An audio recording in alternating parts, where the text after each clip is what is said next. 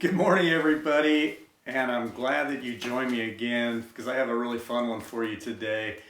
It's not Fabulous Festive Friday, and I'm reading this today because I don't want to jinx Fabulous Festive Friday, and you'll see why when I'm done reading this. So I hope you enjoy Storytime with Rob, and thanks for joining me again. This one is called Bad Friday, so I hope you enjoy it. It's Friday. Today, those words are good news. The end of the work week, the beginning of the Saturday-Sunday fun days. But once upon a time, Friday was among the least auspicious things you could say. Friday was considered completely unlucky. Not only a Friday occurring on the 13th of the month, but any Friday for that matter.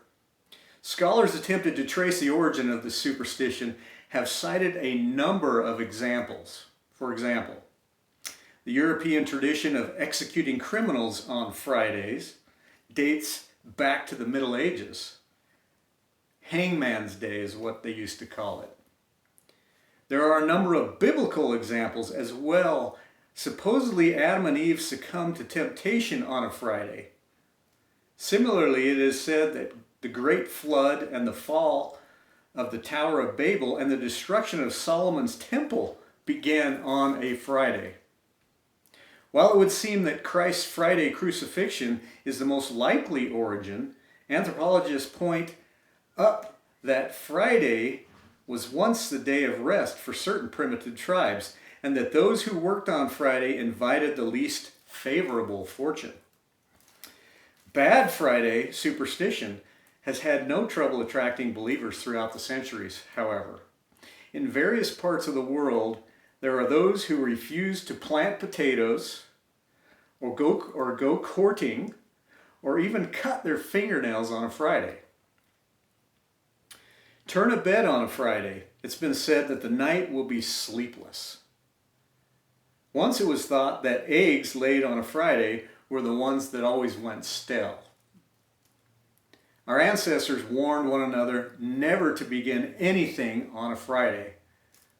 Not a birth, nor a marriage, nor a new profession, nor especially a journey of any sort. Folks used to be quite reluctant to travel on Fridays. Seamen in particular. For hundreds of years, this nonsense was tolerated until at last it tangled with an even more formidable issue. Money. It made the news at the time. Even in 1891 issue of the Scientific American reported what had happened. The story involved a contemporary English shipowner frustrated by his inability to find a crew willing to set sail on a Friday. The superstition was costing him and virtually everyone else in the shipping trade a lot of business.